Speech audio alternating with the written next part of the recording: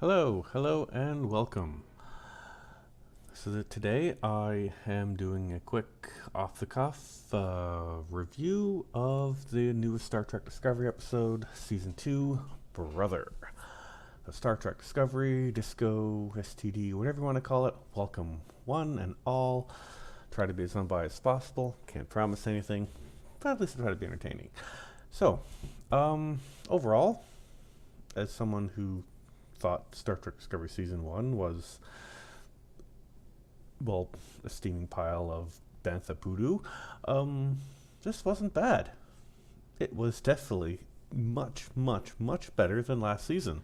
It's not terribly good in the sense of what I want out of Star Trek, but as far as modern TV goes, it's watchable. It's all good. I've definitely seen worse TV. The jokes, they put the jokes on there, which is really funny because season one debuted alongside the Orville. Orville got trashed by critics. They were like, "Ooh, it's bad, it's bad, it's bad." But audiences seem to gravitate towards the Orville, and so Star Trek Discovery putting jokes in there. It's obviously trying to copy the Orville, but that's okay. The jokes aren't terribly awful, but I find they weren't really very good either. But they're trying. In a lot of ways, I think they're trying too hard, and brings one of the big points of Discovery, which I'll try to address later, is that it doesn't really have its own voice, but that's okay. It's still super early. They're trying. If this goes multiple more seasons, and hey, most Star Trek shows take 3-4 years to figure out their footing, what they're about. Into the actual episode. Michael Burnham comes across as kind of like, I'm sorry, she comes across as like a Wesley Crusher style Mary Sue or Gary Sue, whatever you want to call it. Like, really?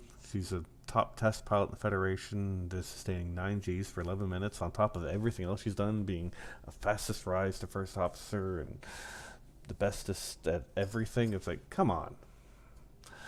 She can't be perfect at everything. Like, one of the great things about the old Star Treks was that they didn't have a central main character.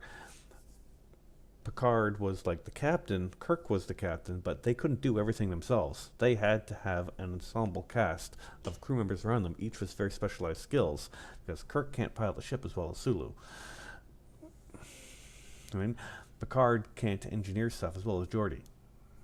Without this cast of people like Sulu and Geordi and Chekhov and Crusher, Dr. Crusher, these guys wouldn't be able to get out of a lot of situations themselves because they couldn't do everything by themselves.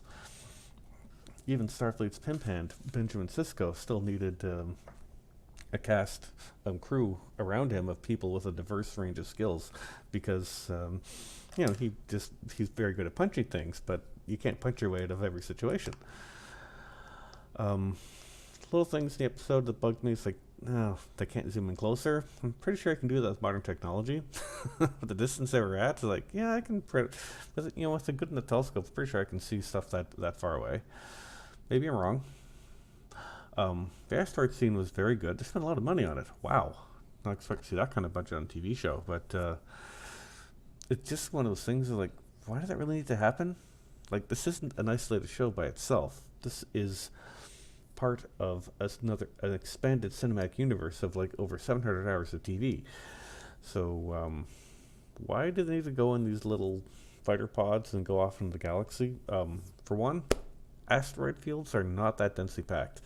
A ship like Discovery could very easily fly in closer to the Hiawatha, send a shuttlecraft or whatever, and then use the transporters, because transporters have a range of like 26,000 kilometers off the top of my head. They've pretty big range. They could easily beam onto that. There's so many situations like this in other Star Treks where they could beam on or beam out. It just didn't make a whole lot of sense. For these fighter pods to collide with asteroids, man, that guy's got to be a really crappy pilot. I did, yeah. I know they wanted the cool scene, but hey, Sulu would have been able to get Discovery in there without getting anyone killed. Just saying. I did have a good laugh at the scene where Burnham goes into Spock's quarters. I guess this is Spock's quarters on the Enterprise, which we see on TOS, and these quarters are like 20 times larger than the same quarters of the same ship 10 years from now. It's like, holy crap. Even Captain Kirk's quarters on the Enterprise, the actual captain is just a small living room, a small bedroom, and an even smaller toilet. Don't believe me? Watch the original series. Star Trek Online has a very good Constitution class bridge set, which recreates some of these rooms, and they're really tiny. So I had a good laugh when they saw how big that was. um, it's like, yeah, they're reimagining TOS visuals, but they're also claiming that it's in the same universe as TOS with no discrepancies. So one of these two things is something's got to give. Doesn't pass the sniff test. So again, the episode overall was very good, but the weakest part of the show was probably still Michael Burnham. She's a poorly written character, too perfect at everything, really wooden acting, and I'm just not really seeing much compelling about her. It's like, she's a pretty actress. She's trying her best at what she does, but I can't tell if it's the writing or the character. Like, I watch Walking Dead religiously for the whole series, and I can't think off the top of my head anything her character actually did. So I can't really compare it to that either. But, whatever. It is what it is. But tying her into Spock really ruined the character. Like, a lot. I mean, she can never stand her own 2 feet, and neither can the show, Discovery. It's like, say what you will about how bad Star Trek Next Generation Season 1 was, but they didn't need to have Spock and Kirk as guest stars in every second episode, or throw out, Scotty did this, Scotty did that. Didn't have to coat with all these references in order to get people interested. They let the crew stand on their own 2 feet. They had the one handoff scene where elderly McCoy comes to see the ship off, which is exactly how you do a send-off for that sort of thing. You just, yep, that's it. Bam, new crew, done. But, yes, TNG didn't have the first crossover with Season 5, and this one beats you over the head with Sarek and Spock in almost every episode, and it really hurts the show because it means they can't stand on their own 2 feet. Nothing in the show the show and the characters can't stand on their own 2 feet. And it also means that they're always going to be compared to other versions of Star Trek, no matter how much you may not want them to. It's impossible to... You may not want to... say, like, oh, well, why do you always compare it to Star Trek? It's not the same as older Star Trek. Yeah, but you have all the old characters in, like, every episode. It's impossible to separate the two. People see Sarek and they see Spock, and they're comparing them to what they know previously. There's 50 years of history around Spock and Sarek, not just on TV, but on licensed works and video games and books and comics and whatnot. And it's hard for people to really separate all these things as so canon and non-canon, because the characters were portrayed certain ways for certain years, and you bring them here, there's a certain history and legacy around them that's really difficult to separate, and that really hurts the show. The best thing Discovery can do is to not mention Kirk, Spock to Enterprise at all. Bring in the Constitution class ship, nothing wrong with getting a slightly different redesign from the Enterprise. Different ships go, in the real world navies, ships go from the same class, undergo different refits at different times, but don't make it the Enterprise. Make it USS Constitution. Bring in Garth of Izar, just for his example. There's a number of fleet admirals in TOS. You can bring in these guys. Fleet Admiral Stone or something, the guy that oversees Kirk's court-martial, in the court-martial episode. In the James D. Kirk autobiography book, which is pretty good for a Star Trek fan, they mention he used to command a Constitution-class starship on a 5-year mission. Bring him in as a character. That lets you reference Constitution-class, bring in a little character from TOS, but you don't have a whole history on there, which will drag down the rest of the show. Which also brings the point, the lack of an ensemble cast. Star Trek, every other version of Star Trek besides this one, didn't have a central character. You had the captain, and you had the cast around the captain, but everyone fills a very specific role, and it doesn't really focus too much on any one character. Yeah, the TNG movies focused only on Data and Picard, but TNG, the TV show, gave every character their own standalone episodes to develop their character and get you to know them. And at the end of Season 1, we knew who everyone was on the Enterprise bridge. We knew the basics about who they were. But we don't really get that with Discovery. No, there's such a heavy focus on Michael Burnham and the overarching plot line that we don't get any kind of standalone episodes. Like, give us an episode where it's just Tilly. Give us an episode where it's just the girl with things on her head. Let's know her story. Because she's the type of character with attachments on her that's not seen before or since. You need to flesh out the cast and crew of these shows so that's not just one specific character.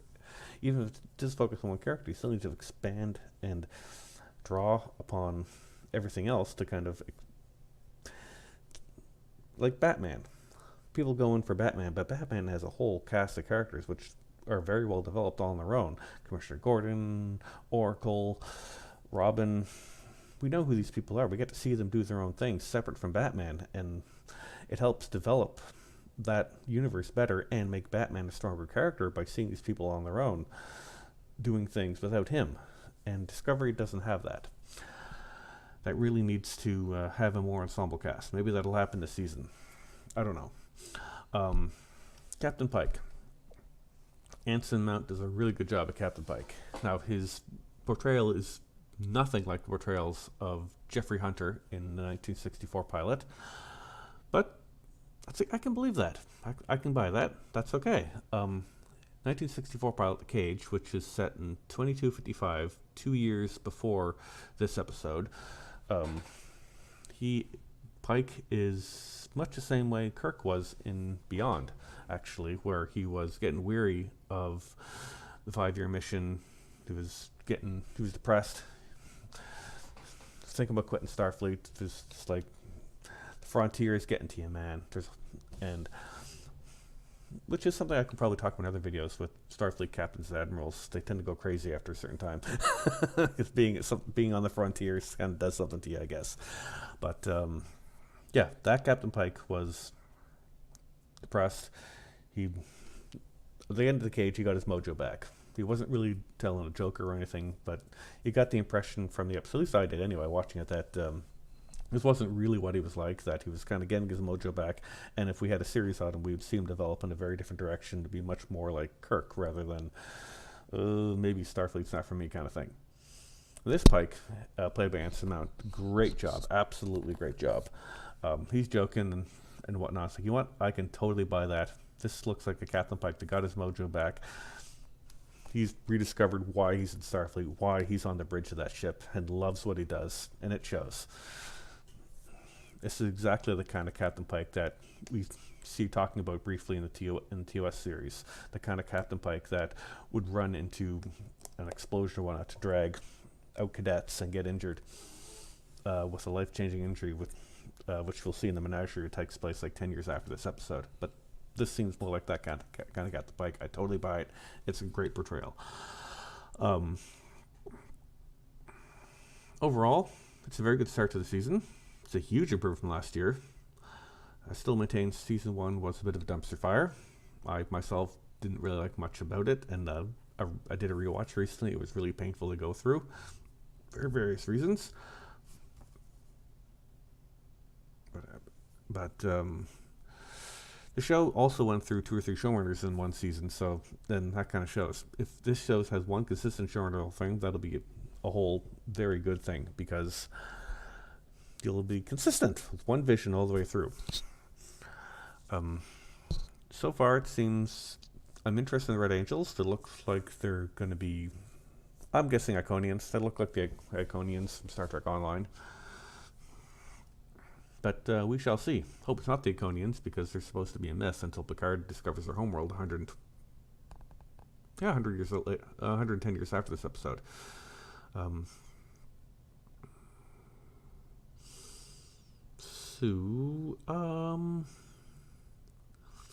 think that's about it, without repeating different points. Wasn't terribly good, but it didn't completely suck. As a standalone science fiction series, it's not bad. Enough to keep me interested. As a Star Trek series, there's still a lot of problems I have with it, but maybe that will change over the course of the season. They do seem like they're trying to make a concentrated effort based on this one episode to make amends and win people back, which is a very good thing, and I'm going to see where this goes. So, yeah, I guess that's it for now. I'll see you out there somewhere. Have a good one.